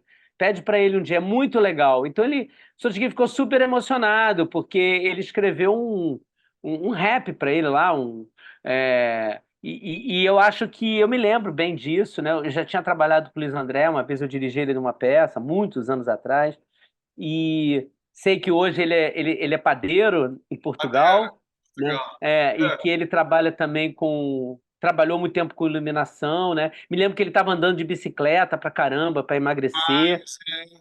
É. E provavelmente esse encontro que ele deve ter tido com o Sotigui, eu não vi, é aquelas coisas. Provavelmente ele teve algum encontro muito secreto ali, alguma coisa em que o Sotigui disse alguma coisa para ele, né? É, e aí ele vai poder falar melhor sobre isso. Mas o André me lembro que foi muito forte para ele, para todos nós. É por isso que eu estou dizendo. Não foi uma coisa para mim só. É para todo mundo que fez. Não tem uma pessoa que não tenha feito essa oficina que não falasse assim, caramba. E é de São Paulo também, que é o vídeo que vocês veem, né? Que tem pessoas de outras áreas, que não tem só ator e atriz, tem psiquiatra, tem não sei, né? Arte Eu mesmo agora. educador. Isso. Agora eu estou dando as oficinas agora que eu fui em Fortaleza, agora vou para Salvador, na Centro Cultural da Justiça Federal também dei, e vou dar agora em Cabo Frio, e vou viajar para 11 cidades pela Petrobras Centro-Oeste. E essas oficinas são incríveis, porque aparece tanta coisa. Olha, você não tem ideia, é um negócio muito, muito, muito emocionante. Nessa de Fortaleza agora, eu, eu, eu encontrei uma ex-aluna da Cal, que foi minha aluna, numa época muito difícil da vida dela. A gente estava montando uma peça do Matheus Wisniewski, e ela me achou, falou: eu tô aqui, tô com a minha mãe e meu pai morando em Fortaleza, eu quero fazer. Eu falei: claro, vem. E aí, nossa, a gente depois conversando numa roda, ela falou para ela da importância do que foi a nossa relação lá, e aí o pai e a mãe dela vieram. Pô, me emocionou muito, porque simplesmente porque ela estava passando um momento muito duro, muito perigoso. E ela me perguntou se os pais dela podiam ficar na aula. Eu falei, claro. E os pais dela ficaram na aula, principalmente a mãe dela. E isso deu muita segurança para ela naquele momento, porque ela não sabia se ia conseguir acabar. E a mãe dela acabou fazendo figurino da peça, costurando as saias. E aí encontrei eles em Fortaleza agora, e foi emocionante o pai dela. E ela tá ótima. Ela tá ótima, ela tá fazendo coisas incríveis. Ela tem um cabaré lá, e ela tá uma mulher iluminada, feliz da vida. Então, assim, tem um poder, né? O Sotigui tinha esse dom. Tem uma história que ele contou, que há muito tempo também, eu não vou citar o nome da pessoa, mas ele encontrou uma atriz brasileira, até conhecida na França, na rua, meio. Não estava muito legal, estava bem perdida. Ele não a conhecia, ela não conhecia ele. E ele cuidou dela. Depois descobriu quem era, ela descobriu quem era ele. E ele cuidou dela na rua, assim. E tem uma outra Nossa. história muito bonita também. Alguém me contou, porque isso é que é interessante, sempre vai ter um segredo qualquer. Ele nunca me falou isso e eu soube por outra pessoa. Ele foi chamado para fazer um filme em que ele ia ter uma filha. E aí o diretor, o coach, sei lá quem, falou: Ah, eu achava legal vocês fazerem uma vivência, um treinamento para criar uma relação mãe-filha, pai-filha, isso na França, né? E aí ele falou: Não, olha só, vamos fazer o seguinte: onde ela está? Eu vou buscá-la e a gente vai caminhando até o teatro, até o Buffet do Nord. E era uma distância muito grande. E ele pegou ela, eles deram a mão e foram chegando e caminhando durante um tempo longo, não sei dizer quanto. Aí chegaram no Teatro Buffet do Norte, que é o Teatro Peterbrook. Aí, quando chegou na porta, a pessoa da portaria ou da bilheteria chegou para ele e falou assim: Ô, seu Tigui, eu não conhecia essa sua filha. Genial, né? Genial. Eu assisti o Hamlet, né, no Carlos Gomes lá, né? Você estava, Isaac, nessa apresentação? Tava, claro, porque foi junto com a oficina do Senac, que na Fundição Progresso de 4 dias. Então, eu vi todas as sessões que eu pude e a entrevista que teve, né? Ele deu uma palestra e a partir dali é, a gente começou a se encontrar, né? Porque ali aquela oficina foi fundamental e era na época do Hamlet. Ele fazia o Polônio e o Coveiro. E É o Coveiro genial. também. E Era genial, né? tinha uma coisa genial, porque tinha uma coisa nele que eu sempre tive a imagem dele atuando muito né, nesse espetáculo, assim, como um clown, né? Tem uma coisa, para mim, que me lembra todo o trabalho da máscara, do clown. Eu não sei se essa questão dele, da forma de ser um contador de história, mas tinha uma leveza, tinha um lugar da criança preservado muito forte, né? Todo mundo É, ria, né? Todo mundo ria fazendo Polônia. é, é, é. Eu Infelizmente eu acho vou ter que sair, eu tenho aula agora. Aí, Ah, infelizmente eu sim, vou ter que sair. tá Mas valeu. tá prazer. gravado, eu acompanho aí. Tá, um abraço, Obrigado. hein? Um abração. Eu que agradeço por dividir conosco esse conhecimento aí, compartilhar tudo isso com a gente. E eu que Obrigado. agradeço a sua presença. Eu estou Valeu. levando muito o Sotiguia ali por Dade. Maravilha, maravilha. Obrigado. Falou.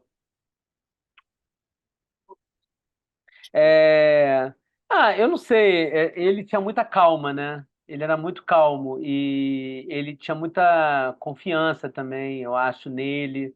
É, Ele, ele não era o cara do truque, né? Do truque teatral, né? Então acho que também ele entrava em contato com as coisas e acho que ele também é, tinha uma ligação muito grande com o mundo espiritual, né? O animismo, porque a relação dele com a natureza, do griot, é muito grande, né? Do caçador, eles são caçadores também, e é uma coisa da sensibilidade, por exemplo, um caçador africano de verdade, ele jamais vai atirar num animal que tá com filhote, né? Tá prenho.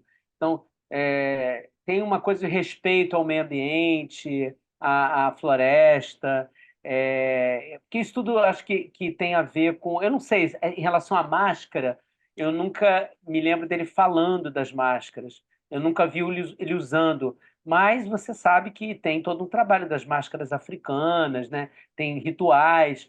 Mas eu realmente eu não sei falar muito sobre a utilização da máscara com o sutiã. Nunca usamos, né? Não me lembro da gente ter usado alguma máscara. Talvez a Ana Ascar, que Sim. também tem uma ligação muito forte com o Sotigi, muito, tanto quanto eu. Aliás, a gente tá.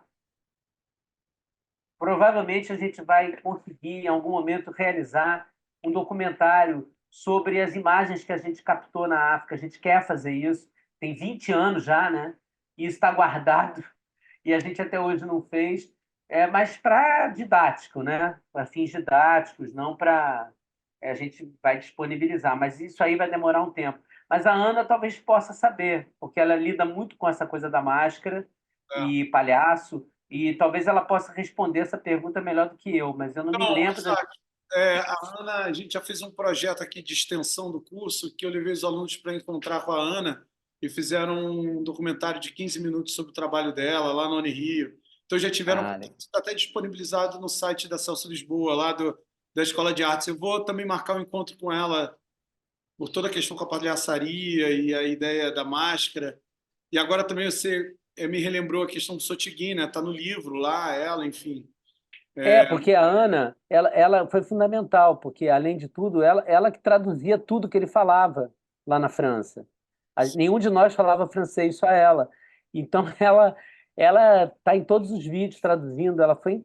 Pô, a Ana, para mim, se não fosse a Ana, eu não tinha feito o livro nem a tese. Ela foi importantíssima, né? Muito E ele legal, gostava muito dela, ele gostava muito, muito, muito, muito dela.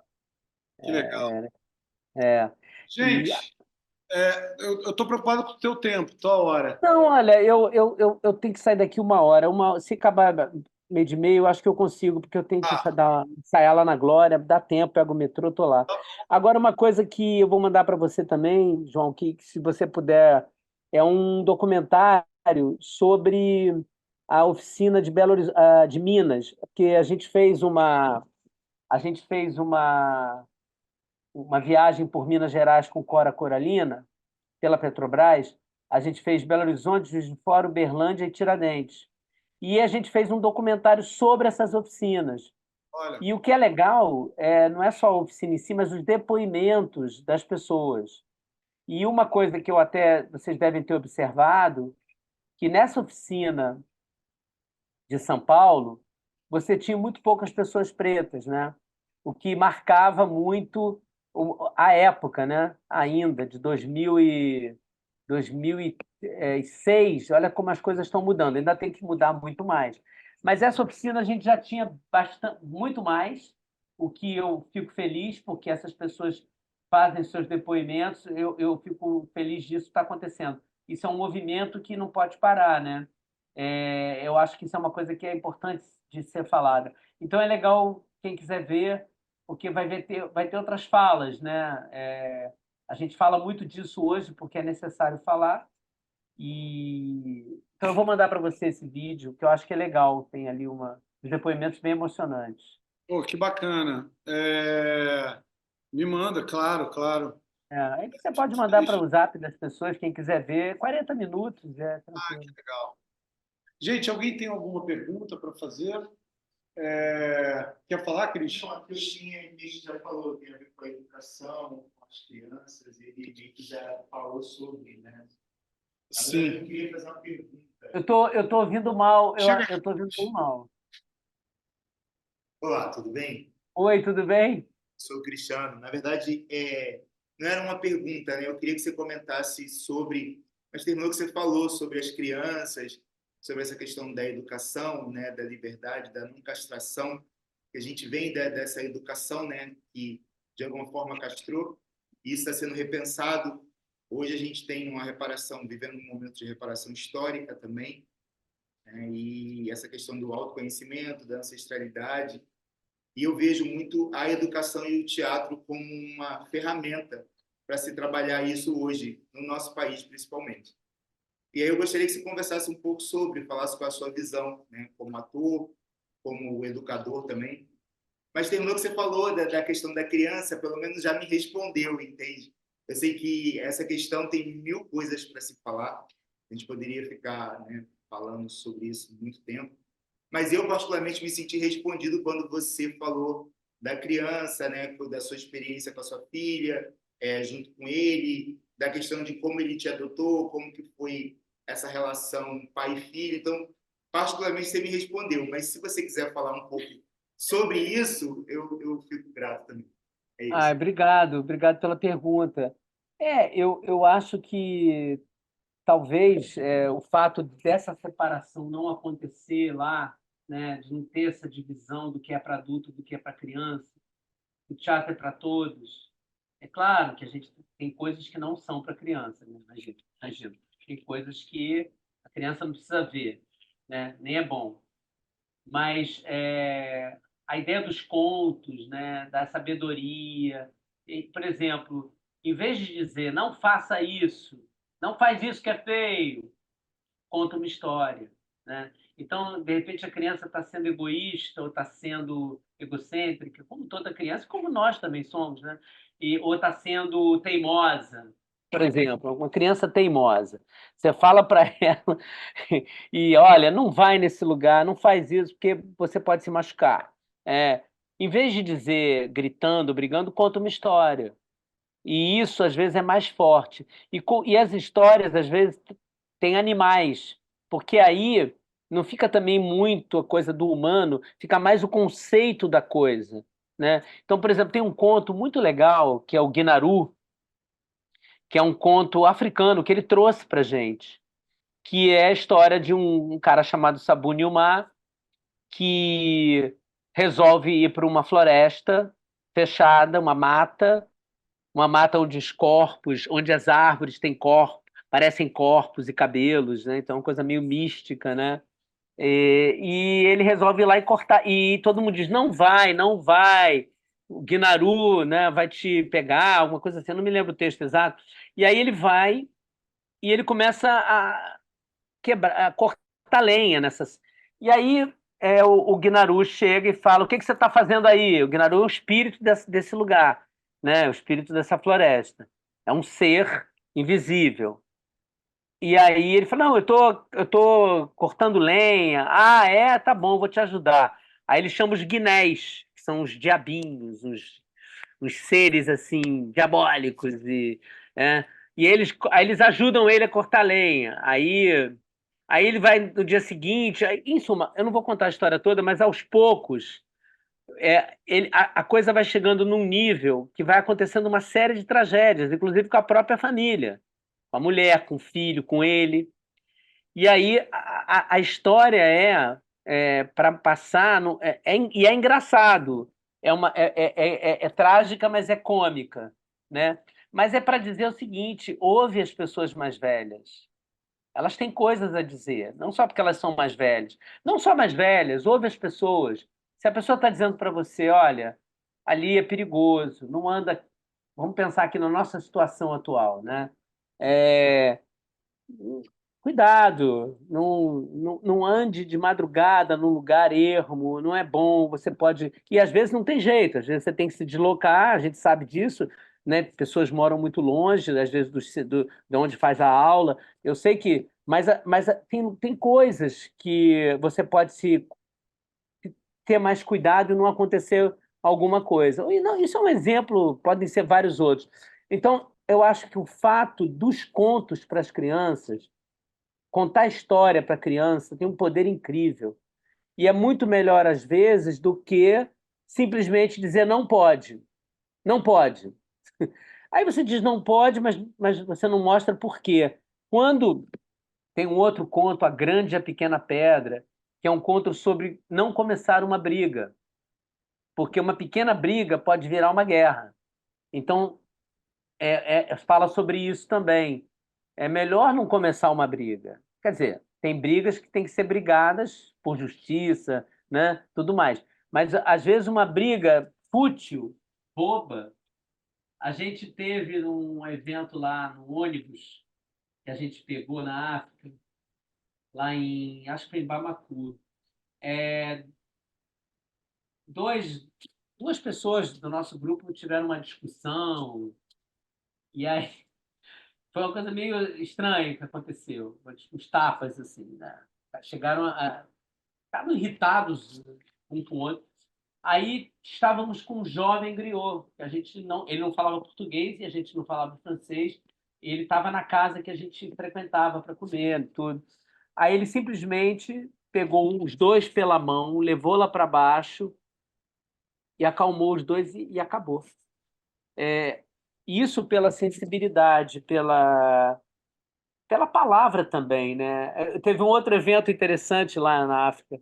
A nossa van bateu em outro carro e a gente estava com um motorista que, por acaso, curiosamente, era evangélico. A África, por exemplo, hoje Angola tem muito evangélico. Não estou criticando os evangélicos, não. Eu estou falando porque lá a maior parte é islâmica, né? Mas ele, nesse caso, e ele era uma figura muito adorável, inclusive. Esqueci o primeiro nome dele agora.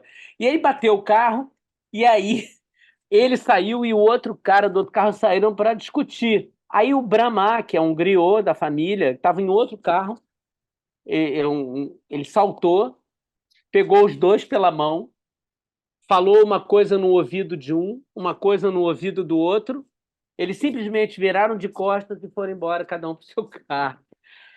Entendeu? É o poder da conciliação, da palavra. O que ele disse, eu nunca soube nem saberei. Porque nem tudo pode ser dito, né? Tem uma frase do Wajid Mawad, um escritor libanês, dramaturgo. Eu fiz duas peças dele com o Aderbal, né? Incêndios e Céus. Tem uma hora na peça, no Incêndios, que ele fala a Nawal, se não me engano, ela que fala, Há segredos que só podem ser. Não, não, acho que era um personagem que eu fazia.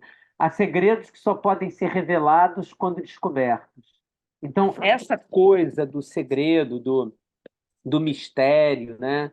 Entender os mistérios também. Mas voltando à criança, eu sei que eu estou dando volta, eu dou muita volta, a minha mente vai indo embora.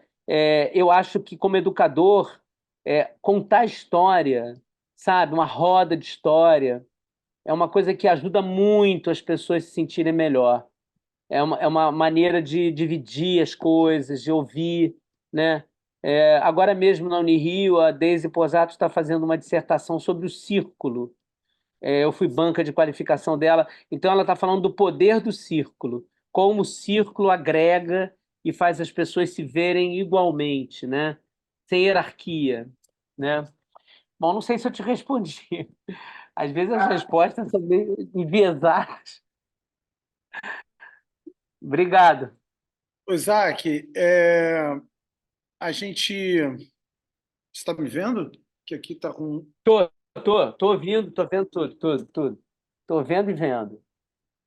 Assim, falando um pouquinho sobre essa questão da contemporaneidade em relação a que a gente já sabe de rede social, de chat GPT, de novas metodologias para educação, interesse dos alunos, né?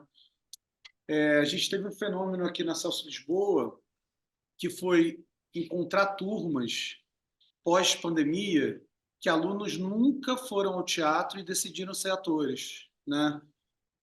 Porque se a gente falar de 2020, 2023, uma entrada, e se esse aluno tinha 16 anos e ele está com 18, 19 entrando, e aí existe, você sabe muito bem disso, dando aula na Cal, em outros lugares, há sempre um esforço nosso por uma busca de uma atenção, de uma profundidade sobre alguns assuntos, até como esse, como está numa videoconferência mais de uma hora, como está mergulhado em uma leitura de um livro e não só de um trecho ou de um artigo científico, quer dizer, esse entendimento, né, dos mestres, dos livros, como é difícil, né? E aí, quando a gente está falando do Sotigui, a gente está falando de um legado dessa ideia primeira, né, sobre escuta, fala, compreensão do mestre, respeito pelo outro. Porque é muito curioso a gente ouvir de um mestre como esse, eu aprendo com os novos, enquanto eu vejo muitos novos que não querem aprender com os velhos, né? Então, há uma inversão genial sobre essa ideia. Hoje a gente está numa geração onde esse jovem sabe, muitas entre aspas, mexer no celular ou mexer num programa e já é delegado uma inteligência do qual uma pessoa mais velha não tem esse acesso. Então, é como se a grandeza, muitas vezes, de uma forma equivocada, está nesse saber tecnológico, rápido. As coisas se invertem. Eu estou falando que isso se embaralha, né? Para mim, estou falando isso que como é importante ter as pessoas como herdeiras e mestres, enfim, levar isso, né? Como eu tenho, por exemplo, pelo Daniel Hertz, que me deu toda a vida de teatro, companhia, grupo, enfim, e outros, né? A Suzana e outras figuras. Mas eu queria ouvir uma fala sua, porque quando você fala do Sotigui, quando eu leio, vai me chegando isso tudo, e eu vejo um esforço de nós, professores, que de alguma forma tiveram relações, e como a gente tenta injetar. Então, quando você fala isso, que o Sotigui falava que não adianta fazer essa força, porque você só vai encontrar aquilo que você já tem dentro, que é muito bonito, né? O que você pensa sobre isso tudo, né? É, é interessante você falar sobre isso, né? Eu acho que entra principalmente a coisa do tempo, né? Aí a gente pode falar de etarismo também, né? Porque é uma coisa muito cruel no Brasil, o etarismo, né? É uma sociedade que não valoriza a pessoa mais velha. Por exemplo, na África, quanto mais velho, mais sábio. O Japão também tem isso, né? O Oriente. Os indígenas têm isso, os quilombolas têm isso, né? E por aí vai. Os povos originários têm isso. E eu acho que aqui, não sei, parece que a pessoa ficou velha e ela não tem mais acuidade, não tem mais agilidade. A agilidade fica ligada ao corpo. É claro que muda, né? Muda a memória, muda corpo. É normal, mas eu acho que cada um pode aproveitar o que o outro pode dar naquele momento de melhor. Então, assim, cada mestre, né, ele e mestra vai ter um conhecimento que ninguém tem. Cada um daqui que está assistindo esse papo, essa conversa, tem uma sabedoria que o outro não tem. Cada um viveu coisas que marcaram, leu coisas, conheceu coisas. É, por exemplo, tem alguém que deve fazer um bolo de chocolate melhor do que todo mundo, né? Eu não sei fazer bolo de chocolate, né? Ou fazer um vatapá, ou saber resolver alguma questão que é difícil para mim. Eu acho que tudo passa pela troca e pelo reconhecimento das diferenças, mas como complementariedade. Porque uma dos conceitos que ele falava muito era complementariedade, o complemento. Então, assim, eu hoje, por exemplo, vários alunos meus, alunas, com o tempo, viraram parceiros e parceiras, como você com o Dani, com a Suzana, né? Então, são parceiros. Eu não vivo sem. Vários, eu tenho muitos assistentes, atores e atrizes com quem eu trabalhei, que fazem parte da minha vida e eu não vivo sem. E mesmo que a gente se distancie porque saiu do Brasil ou porque não sei o quê, ou vai trabalhar, fica um vínculo eterno, como essa menina que eu encontrei, essa atriz, lá em Fortaleza, né? E, por exemplo, eu tenho nesse momento estou trabalhando o infantil, né? Que a gente vai estrear em abril, que chama-se A História de Kafka e a Boneca Viajante. Eu sei que tem o adulto, que é um musical, o nosso é, é, é um infantil, baseado no mesmo livro, com dramaturgia da minha filha Júlia, né? Que também foi minha aluna no momento.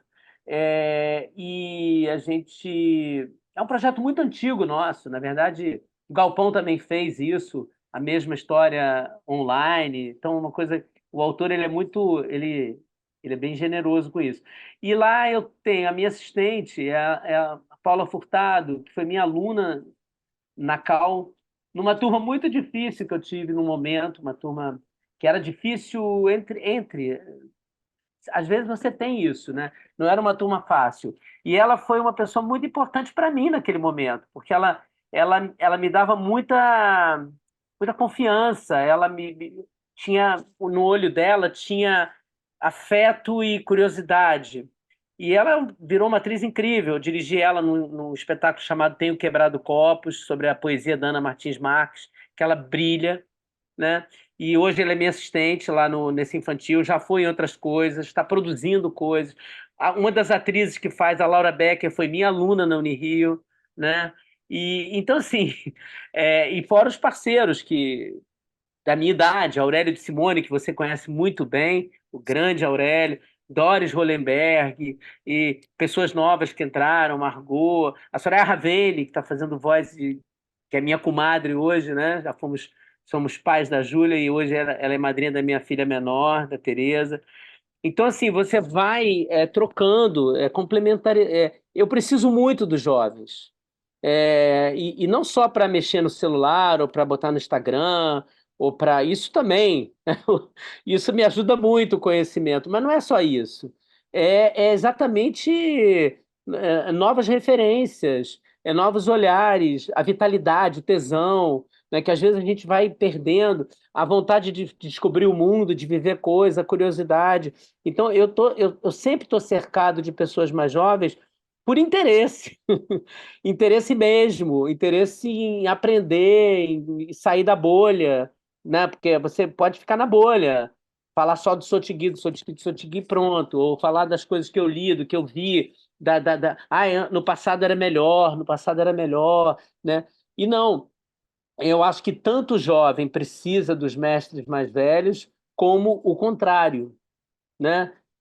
Eu acho que essa troca, e o Sotkin falava disso, né? Da adaptabilidade. Então, eu acho realmente que é uma burrice achar que uma pessoa mais velha já foi, já passou. Eu acho mesmo. O Aderbal, que nos deixou há pouco tempo, eu acho que eu devo muito a ele como eu dirijo hoje.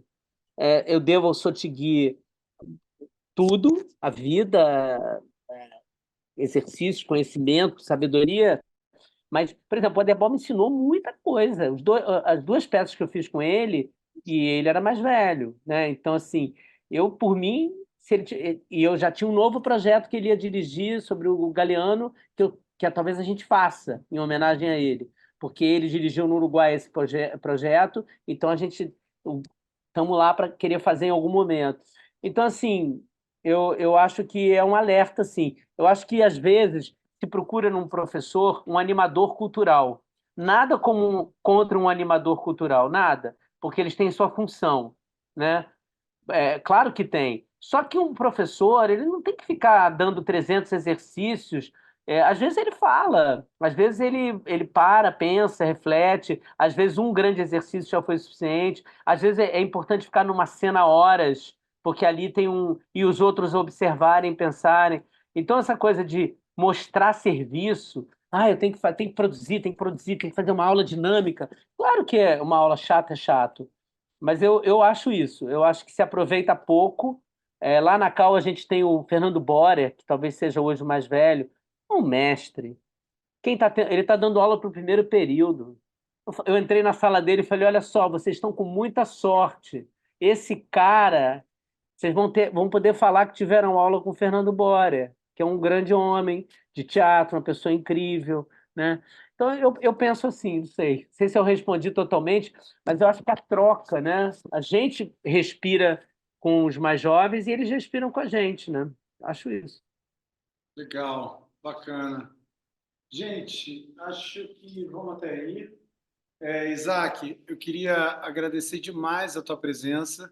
Quer dizer, o convite como professor da pós-graduação está super em pé, só que você é um cara que faz 30 mil coisas, eu não Eu consigo te adoraria. capturar. Não, eu gostaria muito. O problema é o sábado, né? Porque Mas, a coisa da mas isso, família, né? mas isso vai mudar, a gente está pensando em Ah, que bom. da noite, a gente vai conversar. E te É, agradeço demais, assim, enfim, muito bacana a gente estar aqui falando do Sotigui, falando dessa história inteira. Estou torcendo aí para esse documentário, para as imagens sair. Acho importantíssimo, acho que é um patrimônio assim do teatro, da importância. é. E te agradecer por essa manhã, passar aqui o computador para a galera, te agradecer, muito obrigado. Eu que É, agradeço. Turma linda, hein? Que turma linda, que galera é, bacana. e, E e a Celso Lisboa está sempre aberta aqui para você. E quero também te fazer um convite quando der para você vir aqui ver as instalações, tá aqui com a gente. olha, eu vou adorar ir aí, conhecer, e o convite que você fez, ele me dá muita vontade de poder fazer, trabalhar aí, ter encontros, vou adorar. Naquele momento era impossível, né? Era meio difícil. E agora também vou viajar todo fim de semana, então com trabalho, então isso também dificultaria. Mas conte comigo para outros encontros, para o que você precisar. Para mim foi um presente, porque isso me ajuda muito a pensar e a ouvir, ter contato com. E bacana o que você está fazendo. Parabéns, João, pelo curso, pela seriedade com que você está levando e eu acho que os alunos aí, com certeza, estão ganhando muito com esses encontros que você está promovendo. A gente percebe que é um lugar muito sério, de muita seriedade, mas também de muita delicadeza. Essas duas coisas têm um ditado muito bom que é quem é sério demais não é sério, né? Isso é um ditado africano. E é legal isso, o que você está proporcionando. Eu adorei fazer parte. Eu vou te mandar o vídeo do documentário, porque eu acho que vai ser legal, complementa com alguma coisa ali. E muito obrigado. Conte comigo. Muitas pessoas querem que coloque no YouTube, né? Não sei se o que você vai fazer, mas eu posso compartilhar. Eu acho mó barato as pessoas. Eu vou baixar aqui, vou botar no link e aí a gente vai botar no YouTube, eu passo para você. Tá Pra ótimo. compartilhar. Aí eu coloco também, Tá tá? Me ótimo. bota direitinho lá. o curso tal, né, para eu poder escrever isso tá bom? Carol, Obrigada, adorei sua aula. Não, Parabéns. imagina, foi uma conversa, Carol. Obrigado a você também, de coração. Obrigado, João. Obrigado, turma. Beijo grande. Tchau, tchau.